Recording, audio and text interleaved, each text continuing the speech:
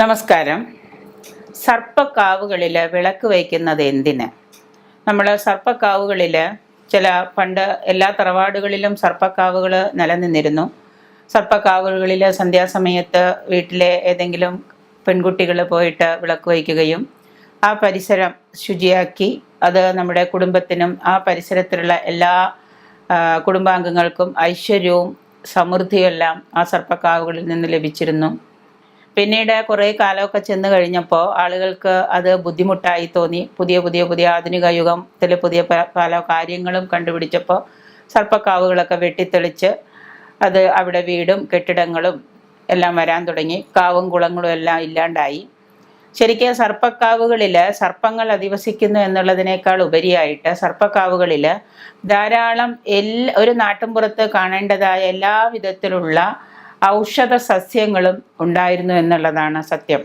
ഇതൊന്നും അറിയാതെ തന്നെയാണ് എല്ലാവരും അതിനോട് ചേർന്നുള്ള കുളം, സർപ്പക്കാവിനോട് ചേർന്നുള്ള കുളം വർഷങ്ങളായിട്ട് ഇപ്പോൾ ഒരു പരിസ്ഥിതി സംരക്ഷകരൊക്കെ അതിനു വേണ്ടി മുറവിളി കൂട്ടുന്നുണ്ടെങ്കിലും സർപ്പക്കാവുകളിലോട് ചേർന്നുള്ള കുളം, ആ കുളത്തിനോട് ചേർന്ന് ആ പരിസരത്തുള്ള എല്ലാ വീടുകളിലെ കിണറുകളിൽ എന്നും നമുക്ക് ധാരാളം സമൃദ്ധമായ ജലം ലഭിച്ചിരുന്നു.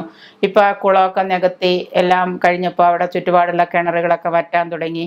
ഇങ്ങനെ സർപ്പക്കാവുകളെ സംരക്ഷിക്കുന്നതിൽ ഒരുപാട് ചുമതലകൾ നമുക്ക് ഉണ്ട്. ഇനിയിപ്പോൾ നശിച്ചുപോയ സർപ്പക്കാവുകളെ ഒന്നും നമുക്ക് സർപ്പത്തിനെ മാറ്റാനും, സർപ്പത്തിനെ പേടിച്ചിട്ടാണ് എല്ലാവരും, സർപ്പം വീട്ടിലിരുന്ന ദോഷമാണെന്ന് പേടിച്ചിട്ടാണ് എല്ലാ ആളുകളും അതിനെ മാറ്റാൻ ശ്രമിച്ചിരുന്നത്. പക്ഷെ അതിനേക്കാൾ ഉപരിയായിട്ട് നമ്മുടെ പരിസ്ഥിതിക്കും നമ്മുടെ കുടുംബത്തിനും കുടുംബത്തിലെ സന്തതി സൗഭാഗ്യങ്ങൾക്കും എല്ലാം ഒരു അനുഗ്രഹമായിരുന്നു അതെന്ന് കണ്ടുകൊണ്ട് അതിനെ നിലനിർത്താൻ ആരും ശ്രമിച്ചില്ല എന്നുള്ളതാണ്.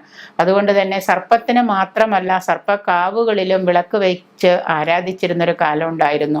ശുദ്ധവായുവും ജീവവായുവും തൊടിയിലെ ഈർപ്പവും തണലും ഒക്കെ നൽകി നമ്മളുടെ ഗ്രഹാന്തരീക്ഷവും പരിസരവും ചുറ്റുപാടും ഒക്കെ പരിശുദ്ധമാക്കുന്നതിൽ സർപ്പക്കാവുകൾക്ക് നല്ലൊരു പങ്ക് ഉണ്ടായിരുന്നു.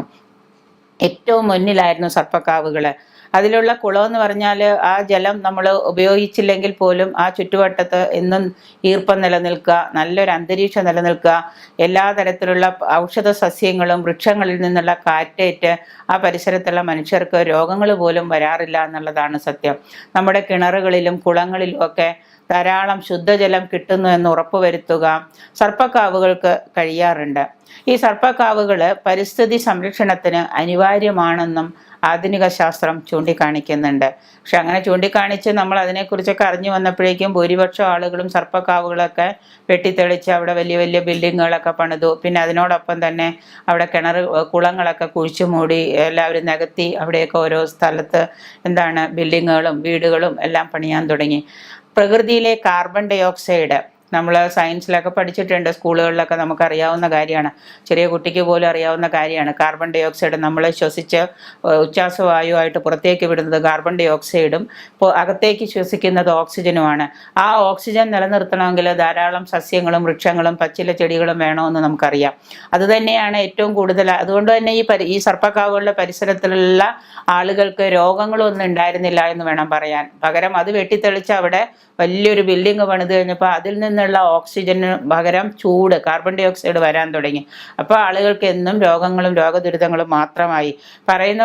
ഇന്നിപ്പോൾ ഏതെങ്കിലും ഒരു ഹോസ്പിറ്റലിൽ ചെന്ന് കഴിഞ്ഞാൽ, ഏത് ഹോസ്പിറ്റലിൽ ചെന്ന് കഴിഞ്ഞാൽ അവിടെ നിറയെ രോഗത്തിനുള്ള ആളുകൾ ഇങ്ങനെ ബൈപ്പാസ് എന്നാണ് പറയുന്നത്, ബൈപ്പാസ് സർജറി. നമ്മൾ ഈ ജംഗ്ഷനിലൊക്കെ ചെല്ലുമ്പോൾ ആ ബൈപ്പാസിൽ പോയാൽ വണ്ടി അവിടെ നിന്ന് ഇങ്ങോട്ട് തിരിയുന്നു പറയും. ഇവിടെ ഇപ്പോൾ ആളുകൾക്ക് ഹോസ്പിറ്റലിൽ ചെന്നാൽ ചെയ്യുന്നത് ഹാർട്ടിന് ബൈപ്പാസ് സർജറിയാണ്. കാരണം ഒരു ഉച്ഛ്വാസവായു, ഓക്സിജൻ അല്ലെങ്കിൽ പ്രാണവായു ശ്വസിക്കാൻ ആർക്കും പറ്റാതെ എല്ലായിടത്തും കെട്ടിടങ്ങളും ബിൽഡിങ്ങുകളും. ഒരു വീട്ടിൽ 4 മക്കളുണ്ടെങ്കിൽ പണ്ട് 4 മക്കൾ ഒരു വീട്ടിൽ തന്നെ താമസിച്ച് അതിന് ചുറ്റുവട്ടത്തുള്ള പരിസരങ്ങളിൽ ഇപ്പോൾ 1 ഏക്കർ പറമ്പുണ്ടെങ്കിൽ അവിടെ അറ്റത്തൊരു സർപ്പക്കാവ് ഉണ്ടാവും, ഒരു കുളം ഉണ്ടാവും.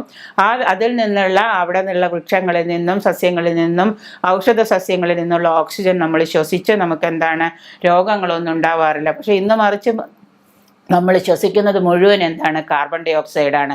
ഈ കാർബൺ ഡൈ ഓക്സൈഡ് പ്രകൃതിയിൽ നമ്മൾ പുറത്തേക്ക് വിട്ട് അത് ഈ സസ്യങ്ങൾ എന്താണ്? ഓക്സിജനായിട്ട് നമുക്ക് തരുന്നു. അപ്പോൾ ആ ഓക്സിജൻ ഇപ്പോൾ എത്ര ആളുകളുണ്ടെങ്കിലും ഈ ഓക്സിജൻ നമുക്ക് തരണമെങ്കിൽ ആരാണ്? ധാരാളം വൃക്ഷങ്ങളും ഔഷധ സസ്യങ്ങളും ഒക്കെ വേണം. നമ്മളറിയാതെ തന്നെ ഈ ഔഷധ സസ്യങ്ങളുടെ ആ ഓക്സിജൻ നമ്മളുടെ ശ്വസനത്തിലൂടെ, അതാണ് പ്രാണായാമം ചെയ്യുമ്പോഴൊക്കെ പറയുന്നത്, തുറസായ സ്ഥലത്ത് ആലിൻ്റെ ചോട്ടിലൊക്കെ പോയിരുന്നിട്ട് വേണം നമ്മൾ എന്ത് ചെയ്യാൻ? ഈ പ്രാണായാമം ചെയ്യാനും. അതായത് യോഗ ചെയ്യുന്ന സമയത്തൊക്കെ നല്ല ബ്രീത്തിങ് എക്സസൈസ്, ഏത് യോഗയിലും ഏത് ഇതിലും പറയുന്നുണ്ട്, ബ്രീത്തിങ് എക്സസൈസ് എടുക്കുക. ഉച്ഛ്വാസവായു നല്ലപോലെ ശ്വാസം വലിച്ചെടുത്ത് ശ്വാസം പുറത്തേക്ക് വിടുക, ശ്വാസം വലിച്ചെടുത്ത് ശ്വാസം പുറത്തേക്ക് വിടുക. നമുക്ക് എത്ര അസുഖം, ഉള്ളിൽ ഹാർട്ടിന് അസുഖങ്ങളോ അല്ലെങ്കിൽ ശ്വാസം മുട്ടോ അങ്ങനെയുള്ള കാര്യങ്ങളൊക്കെ ഉള്ളവർക്ക് ഈ ബ്രീത്തിങ് എക്സസൈസ് ചെയ്യുമ്പോൾ ഒരുപാട് റിലീഫ് ഉണ്ടാവും. ആ റിലീഫ് കിട്ടണമെങ്കിൽ നമ്മൾ കുറേ കാർബൺ ഡൈ ഓക്സൈഡ് ഒരു മുറിയിൽ അടച്ചിട്ടിട്ട് അവിടെ ഇരുന്ന് കുറേ ഓക്സിജൻ എടുത്തു കഴിഞ്ഞാലൊന്നും നമുക്ക് പ്രാണ ഹീലിങ്ങോ അല്ലെങ്കിൽ പ്രാണായാമോ ഒന്നും ചെയ്യാൻ പറ്റില്ല. അതേസമയം തുറസായ സ്ഥലത്ത് ഇതുപോലെ ഏതെങ്കിലും നല്ല ആലിൻ്റെ ചോട്ടിലോ നല്ല സർപ്പക്കാവിൻ്റെ ഏതെങ്കിലും ഒരു പരിസരത്തൊക്കെ പോയിരുന്നിട്ട് നമ്മൾ നല്ലതുപോലെ ശ്വാസം എടുത്ത് ബ്രീത്തിങ് എക്സസൈസ് ചെയ്താൽ നമുക്ക് രോഗങ്ങൾ ഉണ്ടാവില്ല. ആ ചുറ്റുവട്ടത്തുള്ള ആളുകളൊക്കെ എന്നും നല്ല പ്യൂരിറ്റി ആയിരിക്കും. അവർ കുടിക്കുന്ന വെള്ളത്തിനും അവർ ശ്വസിക്കുന്ന വായുവിനും. ഇന്ന് നമുക്ക് ശ്വസിക്കുന്ന ഏറ്റവും കൂടുതൽ മനുഷ്യൻ്റെ ജീവൻ നിലനിർത്താൻ വേണ്ടത് വായുവും വെള്ളമാണ് പ്രധാനമായിട്ട് വേണ്ടത്. ഈ രണ്ട് കാര്യവും നമുക്ക് ഇന്ന് കിട്ടുന്നത് ആധുനിക യുഗത്തിൽ നമുക്കിപ്പോൾ കിട്ടുന്നത് രണ്ടും ഭയങ്കര കാർബൺ ഡൈ ഓക്സൈഡ് ചേർന്നതാണ്. പ്യൂരിറ്റിയുള്ള ഓക്സിജനും ജലമൊന്നും നമുക്ക് കിട്ടുന്നില്ല. അതുകൊണ്ട് തന്നെ സർപ്പക്കാവുകളിൽ വിളക്ക് വെച്ച് ശുദ്ധമായിട്ട് സർപ്പക്കാവുകളെ നിലനിർത്താനായിട്ട് നമ്മൾ ശ്രമിച്ചിരുന്നു. ഇന്നും ഉള്ളവരുണ്ടെങ്കിൽ അതിനെ സംരക്ഷിക്കുകയും അതിൻ്റെ നിലനിൽപ്പിന് ആവശ്യമായ ആ രീതിയിൽ അത് സംരക്ഷിക്കുകയൊക്കെ ചെയ്തു കഴിഞ്ഞാൽ തീർച്ചയായിട്ടും നിങ്ങൾക്കും നിങ്ങളുടെ അടുത്ത തലമുറയ്ക്കും ഒരുപാട് സന്തതി സമ്പത്ത്. കാരണം അസുഖം വന്നു കഴിഞ്ഞാൽ നമ്മുടെ സമ്പത്തെല്ലാം ഇല്ലാണ്ടാവും. ഈ സന്തതി സമ്പത്ത് വർദ്ധിക്കുക എന്ന് പറഞ്ഞു കഴിഞ്ഞാൽ അത് പറയുന്നത് സർപ്പക്കാവ് ഉണ്ടായതുകൊണ്ട് നശിക്കുന്നു എന്നാണ് എല്ലാവരും പറയുന്നത്. പക്ഷെ മകരം മറിച്ച് നമുക്ക് അസുഖം വന്നു കഴിഞ്ഞാൽ നമ്മുടെ സമ്പത്ത് കൊണ്ട് ആസ്പത്രി കൊണ്ടു കൊടുക്കണം. ജനിക്കുന്ന സന്തതിക്ക് എന്നും രോഗങ്ങളും അസുഖങ്ങളും അവർക്ക് പല പ്രശ്നങ്ങളും ആണെങ്കിൽ നമ്മുടെ സമ്പത്ത് മുഴുവൻ അവിടെ പോവും. സന്തതികൾ എന്നും രോഗാതുരമായിട്ട് ജനിക്കും. ഇപ്പോൾ ജനിക്കുന്ന പല കുട്ടികൾക്കും പലതരത്തിലുള്ള അസുഖങ്ങളും പ്രശ്നങ്ങളും ബുദ്ധിമുട്ടുകളും എല്ലാം. പണ്ടത്തെ തലമുറ 60-90 വയസ്സ് വരെയെല്ലാം ജീവിച്ചിരുന്ന ആ പഴയ തലമുറയിലെ ആളുകൾ ആണ്. അവർക്ക് നല്ല ആരോഗ്യം, ഭക്ഷണം എല്ലാം പണ്ട് കിട്ടിയിരുന്നു. അവരെ നാട്ടിലെ ഭക്ഷണവും പറമ്പിലെ ഭക്ഷണവും കഴിച്ചിരുന്നതാണ്. നല്ല നല്ല രീതിയിലൊരു ജീവിതമായിരുന്നുകൊണ്ട് തന്നെ അവർക്ക് 85-90 വയസ്സ് വരെയൊക്കെ ആയുസുണ്ട്. ഇന്നത്തെ ആധുനിക തലമുറയ്ക്ക് കൂടി വന്ന 65 വയസ്സ്, കൂടി വന്ന 60 വയസ്സ്, മധ്യ ആയുസ്, അല്പായുസൊക്കെയാണ് ഇപ്പം എല്ലാവർക്കും. എന്തുകൊണ്ട്?